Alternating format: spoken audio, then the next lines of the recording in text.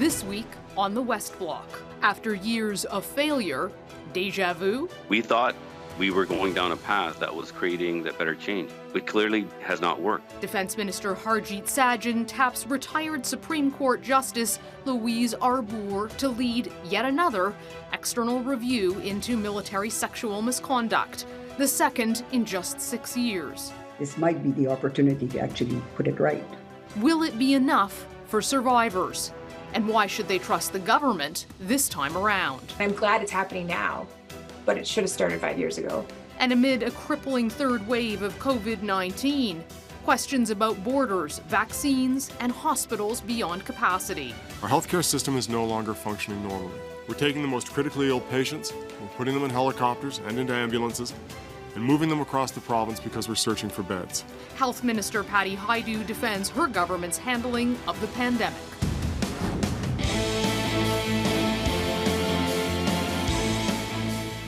Sunday, May 2nd, I'm Mercedes Stevenson, and this is the West Block. For months, you have heard the voices of survivors of sexual misconduct and sexual assault in Canada's military. Women who have not only shown courage in uniform, but who have bravely come forward to share their experiences while serving this country. You have heard their frustration, their disappointment, and their anger, abandoned by the military they so proudly serve. A lot of women I have talked to are hurt, angered, and disappointed. We're not at the table. We backbench men. We coach them on how it is. But we don't have a seat at the table. The hardest part is knowing there's nowhere to turn to. There's nobody who's going to help you. Last week, Defense Minister Harjit Sajjan announced yet another external review into sexual misconduct in Canada's military. It comes just 6 years after former Supreme Court Justice Marie Deschamps delivered her landmark report on the same issue. But the Trudeau government has ignored many of that report's key recommendations. So why should victims trust the government to get it right this time around? Joining us now is Minister Harjit Sajjan. Thank you so much for joining us today, Minister. We last talked to you in February when this story was first starting to unfold. We've now heard from many victims, women and men in the Canadian Forces, who have come forward with stories of sexual misconduct, sexual assault. What do you want to say to those victims about your government's responsibility and performance on this file? First of all, Mercedes, I want to thank you for bringing this forward, giving the survivors a voice, which is extremely important. And what I want to say to them, that we're sorry. We're sorry that a process that has failed you, that did not give you the comfort that you could come forward and without the fear of reprisal, something that we are absolutely committed to fixing, and we will. When you look back at your personal handling of the complaint against John Vance in 2018, do you regret the way you went about that now? Mercedes, I regret that the process that we've had before us has not given the proper support, confidence, and justice to the survivors. And this is something that we do need to fix. It's a process that we felt that we were going down a path that gave independence when it came to the SMRC for reporting. It clearly hasn't. And your reporting and the survivors who have come forward had clearly shown that. And this is why we are taking the actions that we are to making sure that the independent system that we're moving towards, it's going to be far more apparent that Madam Arbour, the work that she will be doing. If we're going to look at, not just from the reporting side, we're going to be looking at accountability and the authorities piece as well. So there potentially out of this will be organizational changes, but we want to work very quickly on this as well. And that's what the role that Lieutenant General Carry-On will also be doing, is building that foundation to support the work that Madam Arbour will be doing. What about your personal responsibility in this, Minister? I mean, this is your department, and this has been happening under your watch for 6 years. Mercedes, absolutely. What we want to do here is making sure that any time that something is not working, is you take strong action to be able to make the changes. This is But something that why we've been didn't you take committed this to from action day one. before, Minister? I mean, these recommendations were made in 2015. You've had 6 years to make the changes. For 6 years, what was happening seems to have gone undetected by you as the minister. Why should victims believe that this will be any different this time when you're in the chair as the minister? How can you reassure them that after 6 years of inaction, that's going to change?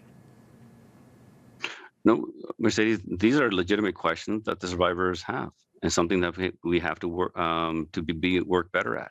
The actions that we were working on clearly have not worked to the extent that we wanted to. We have made progress, but that progress was not enough, and that's something that we admit. But we need to do better.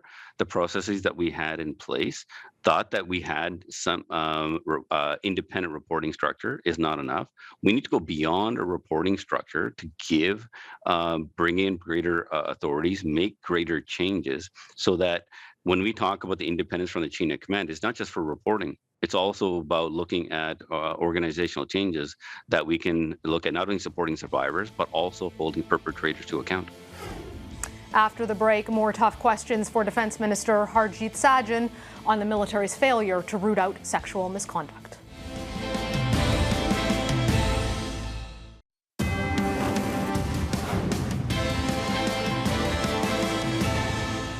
Welcome back. Defense Minister Harjit Sajjan apologized to survivors of military sexual violence and harassment last week, promising swift action to address this problem that has plagued the Canadian Forces for decades.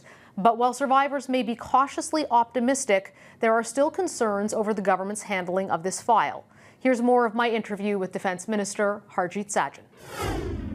We heard the Prime Minister say that nobody was aware that the allegation that was brought to you by the military ombudsman in 2018 was of a Me Too nature, of a sexual nature, and yet we've seen documentation from the Privy Council office that refers to it as sexual harassment. It was your office who contacted the Prime Minister's office. What was your understanding of the nature of that claim? Were you aware that there was likely a sexual element or having to do with conduct with women? Oh. When the complaint was brought forward, and I had been very clear on my testimony at committee multiple times, and Mercedes, for me, it didn't matter what the actual complaint was. A misconduct potential complaint was brought out about the Chief of Defence Staff, and that action needed to be taken, and that's why we took the actions that we did. And it's, I keep using the word process, and I know that our survivors. They know that the process has failed them, but it was the process not only that we had, but also the previous government had. And it has to be followed, because if you don't and undermine it, you can potentially undermine a just outcome. And that's exactly what happened, making sure it went to the Privy Council office for further action. That action was taken, but it obviously was not enough. As the Ombudsman stated, that he could not come forward because the complainant did not wish to come forward. But aggressive action was immediately taken, but we need to make sure that the process that we put into place now is going to be far more robust, and that's going to be permanent as well.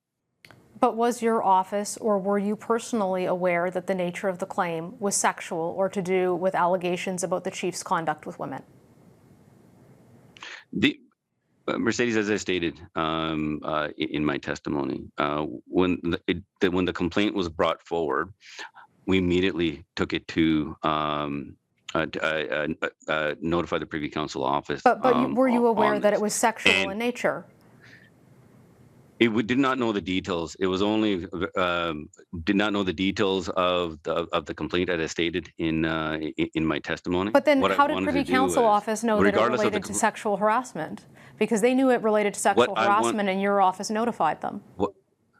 Mercedes, what we wanted to do is making sure we gave it to them to actually look at exactly what needed to happen, so that it is out of politicians' hand. And so when it came to those type of discussions that they had with the former ombudsman, is to follow up. And at the end of the day, for us, was regardless of what type of complaint it was, to us, any type of complaint that comes in about a Chief of Defence Staff has to be taken seriously. And that's exactly what we did. There is no confidentiality we can hold in place when it comes to governor and council appointments. I have to be. But I Minister, have to this report is that to the appropriate a authorities. very straightforward yes or no question. Were you aware that it was sexual in nature or had to do with conduct around women? I'll be honest, that's something that, as I stated, I didn't have much details on that. I wanted to, my priority was to making sure that the former ombudsman was able to then take it immediately and speak to the Privy Council office about this so that the appropriate action could be taken. That doesn't answer the question, but I'll ask you one last one because we're about to run out of time. Will you commit that your government will accept the recommendations that Madame Arbour puts forward? Absolutely. Minister Harjit Sajjan, thank you so much for joining us today. Great. Thank you very much, Mercedes. And now for the opposition's take. Joining me is Candice Bergen. She is the deputy leader of the Conservative Party. Thank you for joining us today, Ms. Bergen. I understand that your party is putting forward a motion calling for Justin Trudeau to fire his chief of staff, Katie Telford. Why are you calling for that? Well, we've actually tabled it in the House of Commons, Mercedes. The fact is the Prime Minister continues to say that he knew nothing of the allegations against General Vance. I think many of us find that very hard to believe. The fact the Minister of Defence knew, senior advisors knew, and now it comes out that his Chief of Staff, Katie Telford, knew. And according to Justin Trudeau's accounts, Katie Telford didn't tell him. If that's true, then he should fire her. So I guess in a sense what we're doing, Mercedes, is we're calling his bluff. If indeed he knew, he needs to man up and he needs to say that he knew, and he needs to take responsibility for failing our men and women in uniform. And if he didn't know, then somebody bears that responsibility. And we say that's his Chief of Staff, Katie Telford, and she should go. It was a Conservative government that chose to appoint General Jonathan Vance, and documents obtained by Global News show that the military police recommended closing the police investigation into him the morning he was appointed. Why would your government ever have appointed somebody who was under military police investigation? Well, when our government heard of rumors, the Prime Minister, the Chief of Staff acted on those rumors. But to your question, I do think those are fair questions, and I think the system was broken. I think General Vance took advantage of that. But there is a stark difference between our government, our previous government. Well, but do you think your government has some responsibility? Do you think that your government has some responsibility here? Our government, we appointed him in July. An election was a number of months, very few months later. In that time, when the rumors came forward, our Prime Minister heard of them, he acted on them. Very, very different. It's a stark contrast to the current Prime Minister and Minister of Defence sitting on evidence and, in fact, pushing away evidence, saying we don't want to hear it. The Minister of Defence said, hang on, though, Ms. Bergen, the evidence and doing nothing about it. Your Prime Minister Harper, did not look at the evidence. He never saw the military police reports. He never asked to see them. He took General Vance's word for it. How is that better? No, Mercedes. That's not quite accurate. When General Vance was initially being looked at for Chief of the Defence Staff, it came to the Prime Minister's attention that there had been a previous investigation of which General Vance had been cleared. The Prime Minister then sat down with General Vance and spoke to him directly. Stephen Harper talked to Vance directly. Then rumors surfaced. And at that point, the National Security Advisor, under the direction of the Prime Minister's office, with the Prime Minister's knowledge, looked into rumors. Then an email came forward at which an investigation was launched. Why that investigation ended is a good question and shows Vance said he had the system under his control. Okay, I just want to be clear with our viewers that General Vance was appointed the day that the military police recommended the second investigation be closed, though. That is all the time we have for today, but thank you so much for joining us, Ms. Bergen. Thank you. Up next, is the federal government doing enough to stop deadly COVID-19 variants from entering the country? I'll ask Federal Health Minister Patty Heide.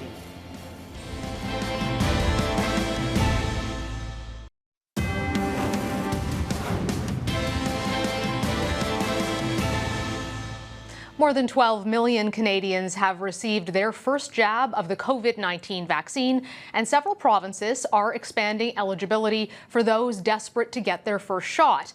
But Canada's third wave of COVID-19 has still been devastating. Hospitals are stretched beyond their breaking point, doctors and nurses are burning out, and many essential workers still don't have paid sick leave. More than a year into this pandemic, there are still concerns that too many travelers may be entering the country, potentially carrying the deadly variants. Has the federal government done enough to keep Canadians safe? Joining me now to answer that question is Canada's Health Minister, Patty Hajdu. Minister Hajdu, thank you so much for joining us. How are you? I'm great. It's nice to see you, Mercedes. It's nice to see you too, and we're all looking forward to getting back to in-person interviews, but it seems those are still a ways away, and we are hearing from experts today that Canada should be expecting a fourth wave of COVID-19, and that is news certainly none of us wanted to hear. But I'm curious to know, what is your government going to do differently in the fourth wave than you did in the third wave? Because doctors are saying, look, if we keep going down the same path, we're going to see similar results. So what have we learned, and what will you be changing? Well, first of all, I would say that no wave is inevitable. We can actually change the outcome of how the virus behaves by our own behavior and by our collective actions. And so as much as I think we should be prepared for anything, what I can say is that the actions we take now and together over the next several months will determine how much more sacrifice we have to all collectively make. We know what's going to help. It's going to be laser focused on reducing transmission in communities. It's going to be ensuring that people get vaccinated as soon as they can, and supporting people to get vaccinated that may have further barriers from that vaccination. And it's going to be applying the lessons that we've learned through the pandemic about what reduces transmission, including, as you mentioned in your introduction, healthier workplaces and healthier living conditions. And so it is a lot of work to manage COVID, but we can do it. And we have, as you pointed out, learned a lot over the last several months. Why is your government not rapid testing essential workers as they come across the border? I mean, they are certainly essential and everyone recognizes that, but that doesn't mean they can't transmit the virus. A year in, why aren't we rapid testing every essential worker who comes into Canada? We have certainly done pilots on the border for rapid testing with essential workers. For example, there was a pilot with truckers, and we found very low rates of infectivity. In fact, under 0.3%. Not to say that it isn't worth continuing our work to find ways to work with partners like unions and employers to do that rapid testing. And we're always open to those approaches. And as we see technology evolve, as we see, for example, even more rapid tests arrive, there will be additional opportunities to deploy those at the border. We're always keeping those options open, but it is really working with employers, with unions, and of course with the workers themselves to make sure that what we apply at the border is going to be helpful. Premier Ford is asking the federal government to tighten the borders. Is that something that you're open to? Well, the borders are pretty tight, Mercedes. As I said, we have some of the strictest measures in the world. I think I've listed some of the steps that travelers have to undertake in order non-essential travel have to take. So the pre-departure test prior to departing in the country of origin, the post-arrival test, the day 8 test, the 14-day quarantine. And multiple checks, by the way. There's always more we can do. And in fact, as the Premier knows, on the enforcement side, he has all the tools at his disposal. In fact, OPP can enforce the Quarantine Act, so can local police. And so I would say that if the Premier has any concerns about any of those travelers abiding by the requirements, that he has the tools that he could use to enforce the Quarantine Act along with the measures that we've put into place at the federal level. But you could also take those actions now. One of the things that experts are looking at is how long people have to quarantine. If you fly into Canada and you're not an essential worker, you have to quarantine for 3 days, compared to in New Zealand where it's 14 in a federal facility that's monitored. How did your government decide on the 3 days? It almost seems like it was more designed to deter people from traveling than to actually keep the virus from getting out. Well, Mercedes, actually, it was around how long we anticipated it would take for the post-arrival PCR test to come back. And the estimated time that we had from the experts that we were working with was 3 days. So that's why the requirement of 3 days is in place. In fact, for some people, especially in the early days, it was longer, and they were required to stay in the hotel until that PCR test came back negative, and we were certain that it was safe for them to further travel to their final destination. That's the approach that we took based on the science and evidence. But obviously with these variants, 3 days hasn't been enough because they have gotten into the country and they are here and they could continue to get in. Should you be looking at a longer mandatory quarantine period in a federal facility than 3 days? Should be looking at the kinds of numbers that Australia or New Zealand used to enforce the zero COVID policy? What I would say, Mercedes, is that we have to stay focused on where transmission is happening, and the transmission is happening in community. And what works for but the COVID variants are coming across the border. COVID. With all due respect, Minister, the variants are coming in from other countries. That's how they're getting here, and then we're having community transmission. So why not create a tighter net so the variants don't get in the first place? What we know about COVID is that what stops COVID stops COVID. And it is a lot of work. It's a lot of work at all levels. It's at the community level, the provincial level, the federal level. And we've been there for provinces and territories as they work to reduce transmission in their various jurisdictions. That's where we need to stay focused. You know, people are getting sick at work. They're getting sick in crowded housing settings. They're getting sick in community. And that community transmission is where we need to stay laser focused, because when we bring down cases of COVID in community, that's when we start to see the resumption of a more normal Canadian life. And so I'm focused on that, reducing transmission wherever possible, and also vaccinating people as quickly as possible so that we can save lives and stop the spread. Where are you at in terms of advice to Canadians on whether or not they can mix vaccines for their second dose? Well, let's be clear. I'm not a medical doctor, and that advice would come from the professionals that are studying this, the researchers and the public health professionals that are studying vaccination, and will provide advice to Canada should we see ourselves in a situation where we do need to recommend mixing of doses. As of right now, though, I would say that our supply is indeed predictable and stable. We have a very predictable schedule from Pfizer. Moderna is increasingly more stable in terms of their projections on their deliveries, and our officials at Public Safety and Procurement, Minister Anand and her team, are working day and night to ensure that we can get more doses earlier than ever. And in fact, that's what's happening. It's actually a good news story this month. We're seeing 2 million doses of Pfizer alone week over week in the month of May, and we can see the finish line as Canadians. So we need to stay focused on taking the vaccine when it's our turn, being part of that movement to faster to a more normal life. And I know that those standards will be welcome, but of course, where the money will come from to get homes up to those standards still remains an open question, both for the provinces and federal government at this point. That's all the time we have for today, though, Minister. So thank you so much for making time for us and joining us. Thanks very much, Mercedes. Take care of yourself. Thank you. You too. And that's all the time we have for today for the West Block. I'm Mercedes Stevenson, and I'll see you right back here next Sunday.